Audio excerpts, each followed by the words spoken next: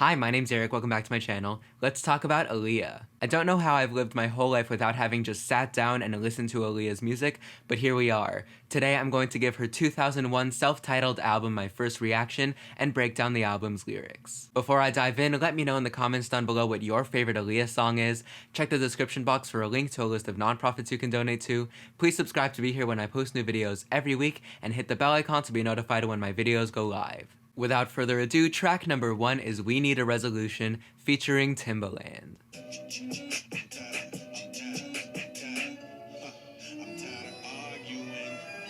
Did you sleep on the wrong side? Catching your bad vibe, and it's contagious. What's the latest? We can solve this. What's the cause? It's official.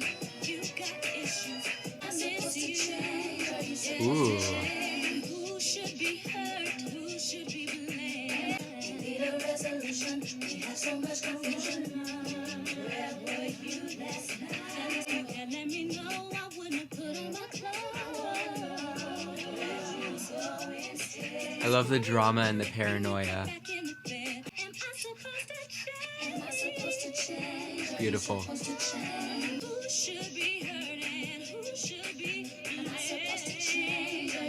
It's got that classic stuttering Timbaland production.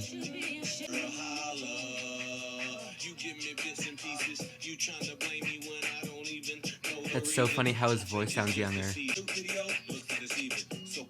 Oh, interesting. I've been trying to find or describe the sounds of early 2000s pop and R&B music, and I couldn't quite place it, but I think this is what I was looking for. You can really feel the fingerprints of this song, and I would imagine the rest of this album or Aaliyah's discography on early 2000s pop music. I mean, the first thing that springs to mind is Cry Me a River by Justin Timberlake. I don't know if that song could have existed without this song. And lyrically, the place where we're starting the album is that Aaliyah and her partner have hit a relationship snag and they don't know where to go, but what they do know is that things need to change. So she opens the song by conveying in a few different ways that something's just off about this dynamic. Her partner woke up on the wrong side of the bed, they're holding something back, there's some sort of problem. So on the chorus she asks a series of questions. Who should be hurt? Who should be blamed? As usual, it's all very general. But as with many romantic situations in which someone's acting off, we get accusations of infidelity. And on the second verse, she asks,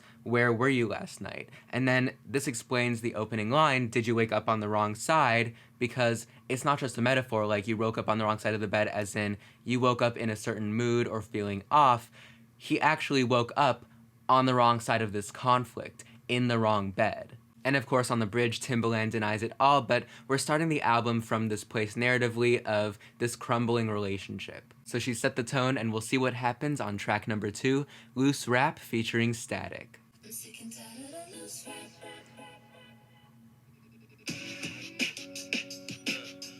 Many times I tell you don't come to me. You know that jealousy. And when you see me, you try to come up and talk to me. I'm not saying nothing. I know you could better. Feels almost sort of loungy or like bossa nova.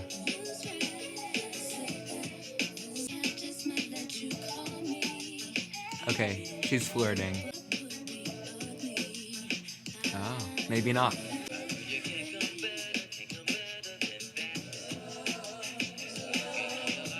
The production is so cool.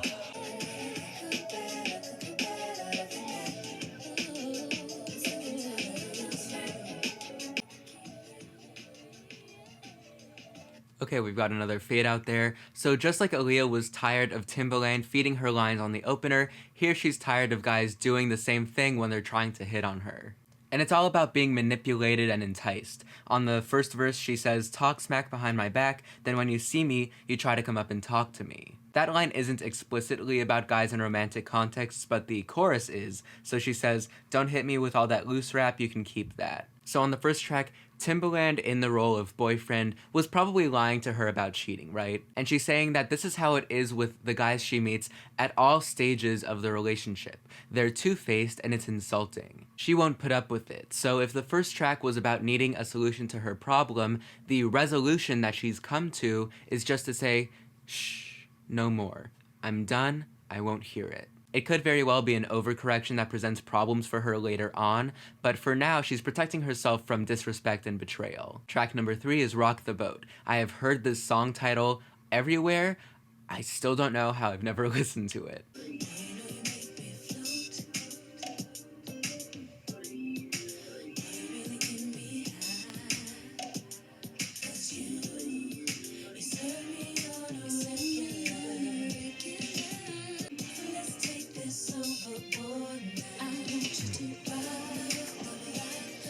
Ooh.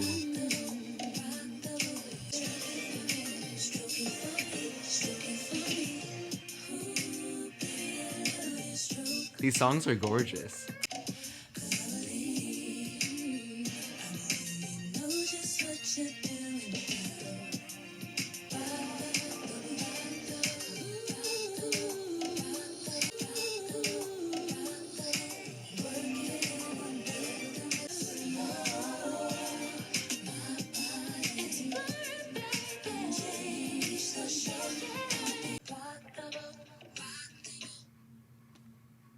These tracks are so lush. Her voice is so smooth and beautiful and skillful. She doesn't over-sing. It's not like vocal gymnastics, but her voice is nimble and her tone is so warm. It's just such a pleasure to listen to. As an expression, rocking the boat typically means shaking things up. It often has a negative connotation, but that's pretty obviously not what's going on here. Aaliyah is using it as a pun, first to mean your love is rocking the boat as in changing things up, and second to mean, the motion of the ocean. Water metaphors aren't exactly uncommon in songs about intimacy, and this song is full of them. But the overall impression is that she's saying that this encounter is life-changing. And in this emotional arc, she's done with relationships and emotions. She's saying, I'll skip to the good part, thank you very much. Track number 4 is More Than a Woman.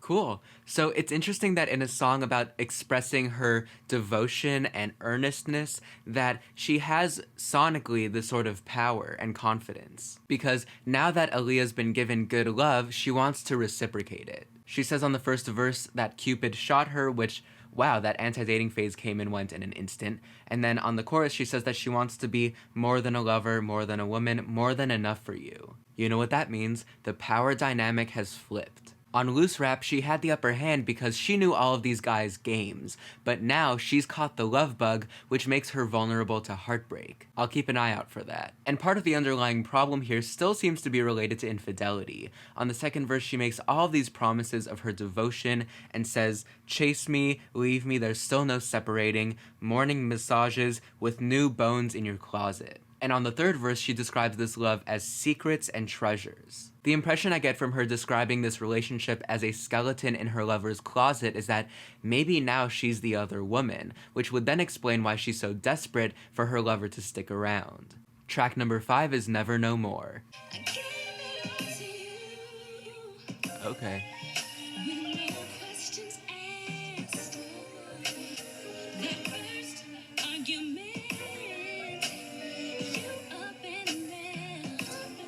Oh.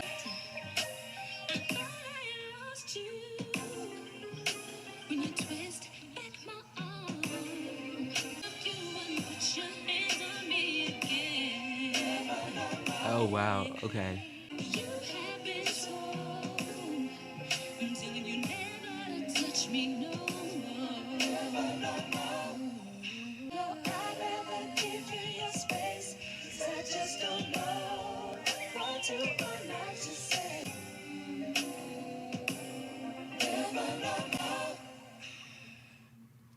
Okay, yeah, definitely darker thematically there. That little sigh at the end almost feels like she's made this big declaration and she's just stepping back and sort of decompressing. Like I mentioned before, pop songs that express devotion, especially when the devotion is really intense, often signal us to a power imbalance, and that's exactly the problem that Aaliyah talks about here on the first verse when she says, I gave it all to you with no questions asked, and then she says that first argument you up and left. Same old, right? She's giving this relationship her all and getting little in return. But that escalates near the first chorus when she says, I promised myself you wouldn't put your hands on me again. So we have this narrative cycle going on, but with increasing intensity. Before, she was cheated on, so she decided that no man was ever going to give her lip service. Now she's been hurt physically, and she resolves that she won't accept that either. So she says on the bridge, you better not touch me again or I walk away. Track number 6 is I Care For You.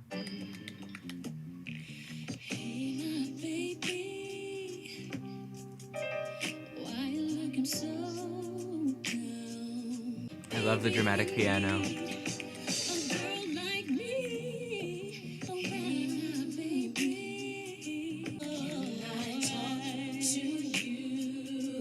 Can I talk to you? Comfort you. I care for you. Can I talk to you?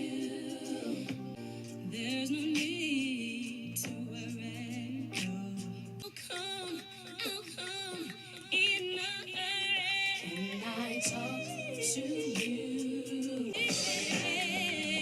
It almost feels like what she needed to hear in this moment too. So it seems like the next step in Aaliyah's process of empowering herself is to express that power by swooping in the moment when this guy, maybe it's a new guy, is experiencing heartbreak. The purpose on the surface, of course, is that she says she wants to care for him, she wants to comfort him. What she's doing here is she is taking back power by going from the person who needed comfort to being the person that provides comfort. So again, this is a way of her fulfilling her desire to be needed while still maintaining control. Track number 7 is Extra Smooth. Okay. This is odd. I like it.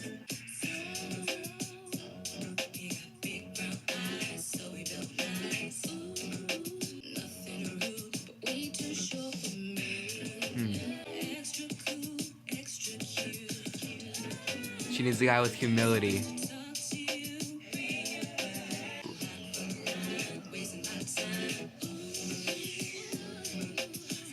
This is a very cool song.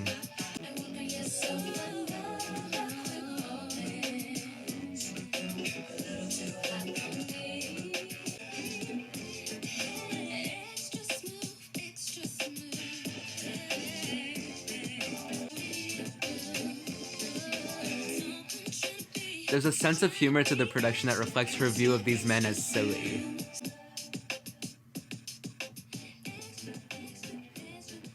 The production alone was just so tonally different from the other tracks. I really like the uniqueness. That was a lot of fun. So this song connects back to Loose Rap with Aaliyah once again being unimpressed with these guys trying to feed her lines. The song opens with this hunky guy coming her way, but she says that he's way too sure for her. On the chorus, she says he's trying to be extra smooth, extra cool, extra cute, and she's not feeling it. She's not interested in an affect because it calls back to the deception, the fakeness, and the infidelity she experienced earlier on the album. She knows where the pickup lines go, and she does not want to return to that place. Track number 8 is Read Between the Lines.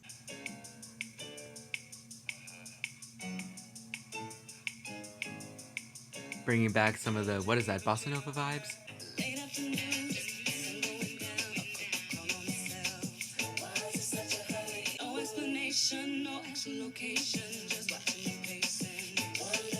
Oh my god, is she being cheated on again?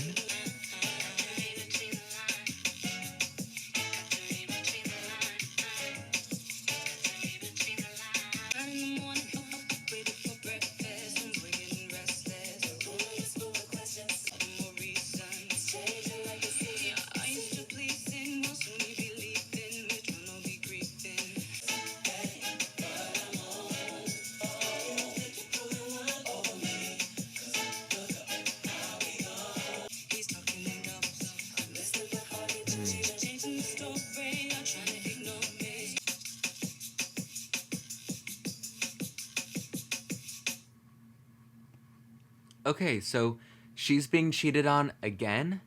What is that, the third time?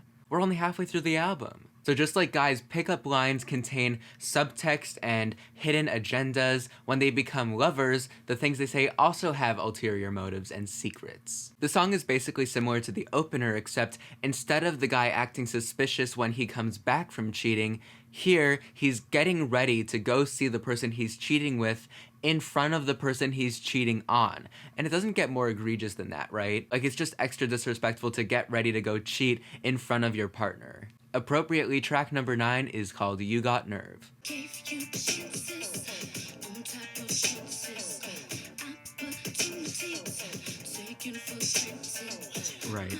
Took my kindness for a sign of weakness. My own kindness caused my sadness. Do you think you are now? I can't believe you've got the nerve, boy. See, I'm tired of all the games that you seem to like to play. Your qualities are less than pleasing. Ooh, okay. Reason for leaving. Open your chapters. Commit to it. Commit to it. Get your skeletons about my closet. Good. Hopefully that means no more cheating.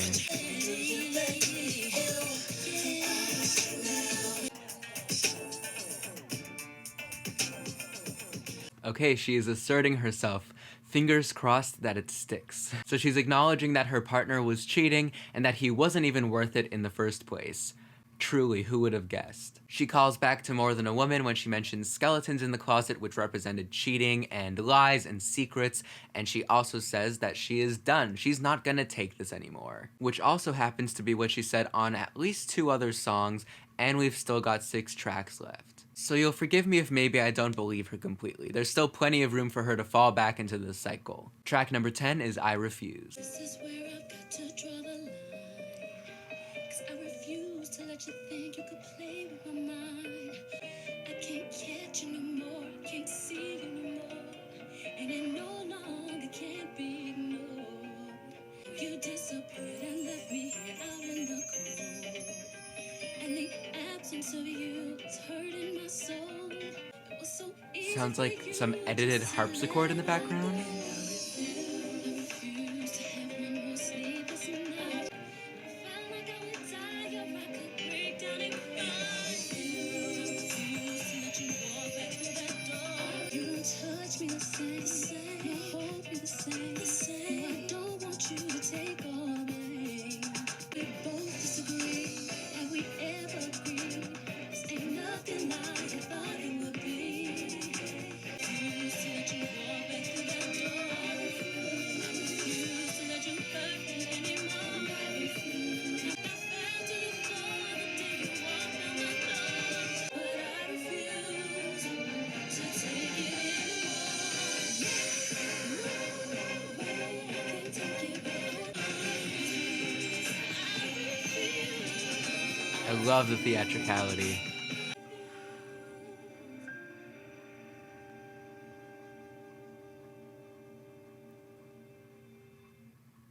Wow, okay. So even though lyrically Aaliyah is basically in the same place that she was on the last track, the sound conveys this sort of climactic moment where before she was saying it, now she is feeling it. She's drawing the line, she is over it. On the first verse, she adds some nuance when she says, "The absence of you is hurting my soul." She's addressing her pain, or she's planting the seeds of crawling back to him. Hopefully the former. She ties this song back to the opener when she says on the second verse, "See, we both disagree, have we ever agreed?" It's not a good fit. Aaliyah hasn't seen eye to eye with her partner since the album started. Not a whole lot else to peel back here, so track number 11 is It's Whatever.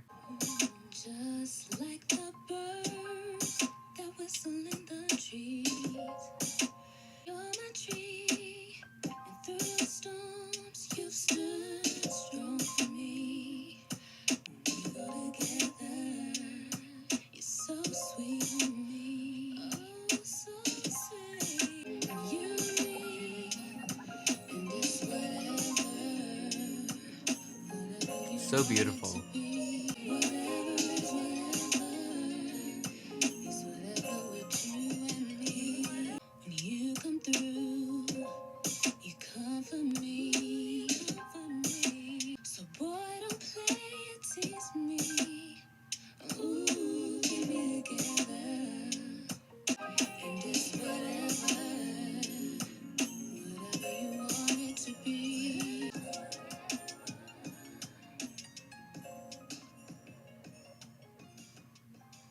Interesting. So the title sounded like it would have been about passive resignation, but instead it was about renewed devotion. Again, I don't know if this is the same guy or if any of these songs really are about the same person, but this is a pretty hard left turn from being over it to having this, again, intense devotion. But actually, that seems to be her default state on this album. She's got all of these romantic staples on the first verse: birds whistling, storms weathered together, sweet candy. She's really feeling it. Her mind is just flooded with these picture book images of love. So when she says on the chorus, it's whatever, it's in the context of it's whatever you want it to be. She doesn't need a label. So maybe something that's complicated her relationships has been the need for a title. Wanting to be the girlfriend, the hookup, the other woman, whatever, has left her with unmet expectations. So she's saying, I just want to embrace this, whatever it is. Track number 12 is I Can Be.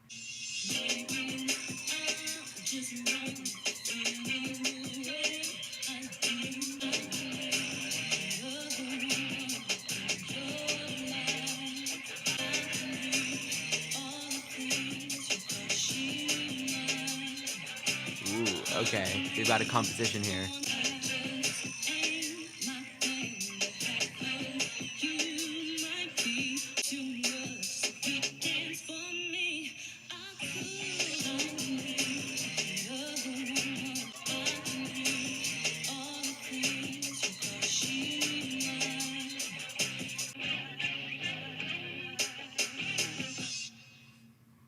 Okay, wow. I think maybe we're back to square one or square four. We've been here before, is what I'm saying. If we're being totally honest, it sounds like she's settling. She has struggled so much with holding on to men's hearts that she's content to be the other woman. Whereas before she credited her problems with love to men just being duplicitous, here on the second verse she says, love just ain't my thing, the half of you might be. The bar is on the floor. She has no more expectations. She just needs a hookup, so she'll take what she can get. Maybe the thrill of it will satisfy something deeper. But the sound of the song has this power and intensity that might complicate this reading of the lyrics, so maybe she's got something else up her sleeve. Track number 13 is Those Were the Days.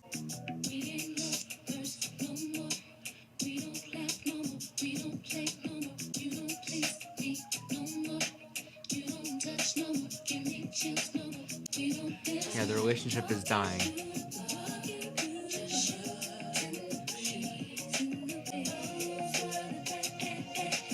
Interesting how the nostalgia has this call and response, this reciprocity.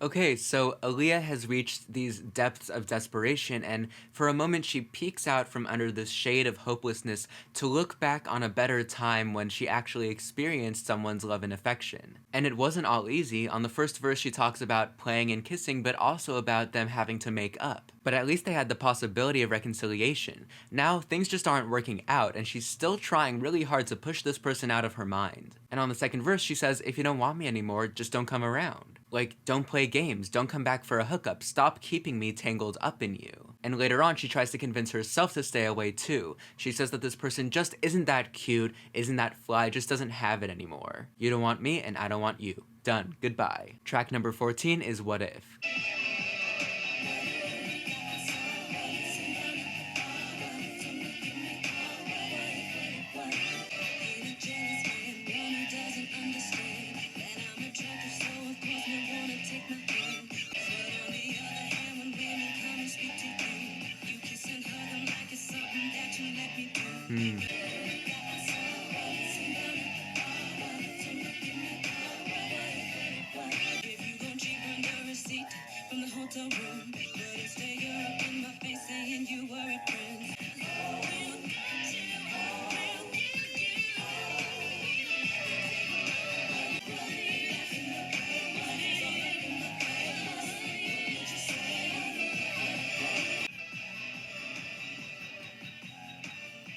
Okay, so this song is about her partner's double standard. He doesn't like it when she goes out and gets hit on, but he can go and strike up flirty conversations with other women. And Aaliyah puffs out her chest a bit. She says on the first verse, "I hate a jealous man, one who don't understand that I'm attractive, so of course men want to take my hand." She's hot stuff and she knows it. She's saying, "You've just got to accept the realities of dating someone of my caliber." So in the chorus, she decides to provoke him, and she says, "What if every time I went out, every guy was just all over me? How would that make you feel? Would that make you feel bad? And yet you're one of the guys going and doing the same thing." Interesting, especially considering that you're a cheater. So this song can serve as a lesson to other people as well, you know, don't be a hypocrite. The final track, track number 15, is Messed Up.